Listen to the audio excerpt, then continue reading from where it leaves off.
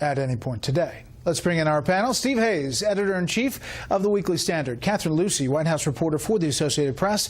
And Matt Schlapp, contributor with The Hill.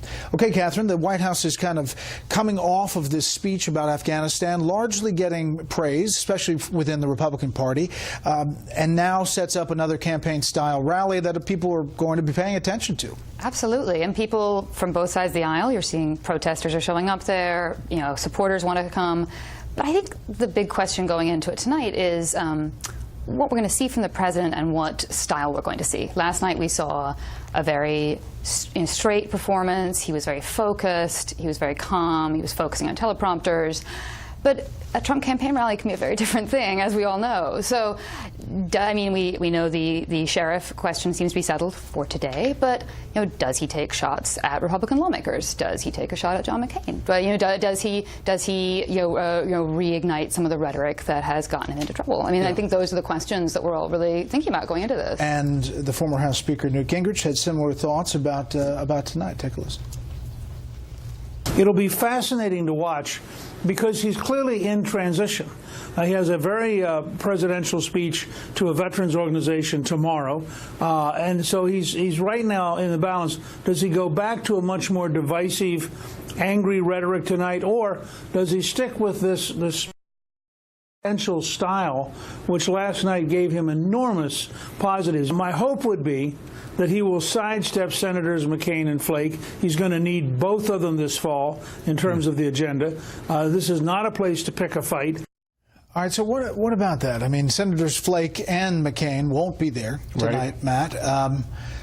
He's not one to pull punches, though, this president. No, he's not, and I think we do know the tone will be much different from last night. It is a rally. He enjoys these rallies, and I do think sometimes the president gets caught up in the spontaneity of the moment. So I don't know if anybody on that plane knows what exactly he's going to do. I think it's a good admonition from Speaker Gingrich to remember this fall is going to be brutal on the legislative front. The debt limit, a potential big, massive shutdown in government, fight over border wall. We're still talking taxes and health care on top of that.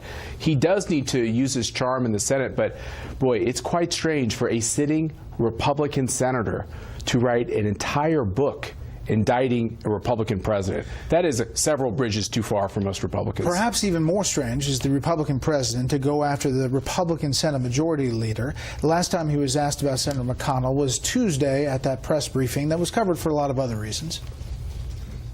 Can you talk about your relationship with Senator McConnell?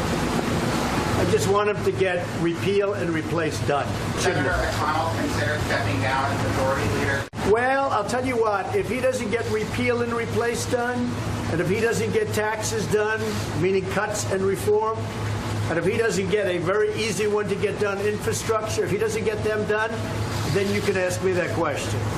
Steve, take a look at the New York Times. They're just out with this piece that says Trump and McConnell locked in a Cold War threatening the GOP agenda. This is the quote. The relationship between President Trump and Senator Mitch McConnell, the majority leader, has disintegrated to the point not spoken to each other in weeks, and Mr. McConnell has privately expressed uncertainty that Mr. Trump will be able to salvage his administration after a series of summer crises. What was once an uneasy governing alliance has curdled into a feud of mutual resentment and sometimes outright hostility, complicated by the position of Mr. McConnell's wife, Elaine Chao, in Mr. Trump's cabinet, according to more than a dozen people briefed on their imperiled partnership.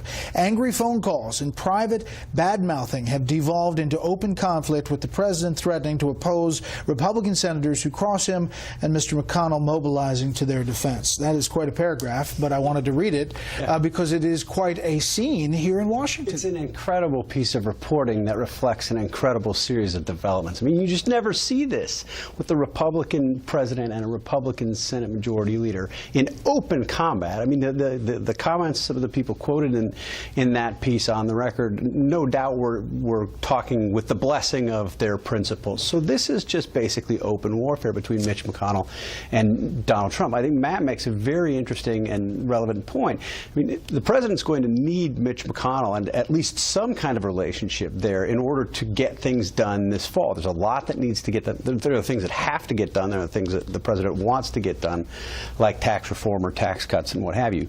I think the big question tonight is, does the president see this article? Almost certainly. Does he react to it in an extemporaneous way as he's talking tonight? Does he take shots at Jeff Flake? Does he take shots at John McCain? And laying sort of behind all of this is the president's praise for Steve Bannon, his tweet about Steve Bannon going back to Breitbart News and how effective Breitbart is likely to be with Steve Bannon back at the helm. His comment, again, that we talked about last night to my colleague Peter Boyer, suggesting that he was encouraging Steve Bannon to take on the Republican establishment. I mean, you have a situation going. It's a very consequential fall where you could see this open warfare grow rather than shrink. I mean, just to put a cap on that, the president tweeted about Senator Flake praising a potential primary opponent, Catherine, but then now just today, the Senate leadership ad that Senate Majority Leader McConnell overseas sent out an ad kind of going after that potential primary opponent, Kelly Ward. Yeah, they're sending a message. I mean, and this speaks to the broader conflict, these tensions within the party. But Republican senators aren't just going to let the president insult anyone in the Senate. They're just not going to do that. They're not going to continue to let that happen. And I think that's what you're seeing here. And what you saw this morning. But Jeff Flake writes a book. I mean, we got to put this in context. Sure. And the fact that you have a Senate Majority Leader fighting with a president in their own party, I've seen that. Now, you're right that it's unusual that it's so public, but are these hostilities always there? They're always there. What's different in the era of Trump? When you have private hostilities, they often become public hostilities. All right, and quickly. And the backdrop is that they're getting very little done. Yeah, I mean, right now. They've yet to get the legislative agenda. In the soundbite you played, Trump was very clearly leaving open the possibility that he could favor pushing Mitch McConnell aside, which is not something you see. Or he's pushing Republicans to the fact that if they don't get these major things done, guess what? We're all sunk. The president and the Republicans. If you don't get stuff done, why do you need to be there? True, but you've seen this public pressure, I think, backfire on him several times, whether you're talking about the pressure on Lisa Murkowski, the pressure Jeff Flake is at less than 20% in the state of Arizona. Let's really look at the position of these individual senators in their state. It is not strong. We can do better if we work together. I agree with that. Well, I was going to talk about other things in the next panel, but we're going to continue this discussion because I want to talk about the border and immigration as well, and we'll continue this after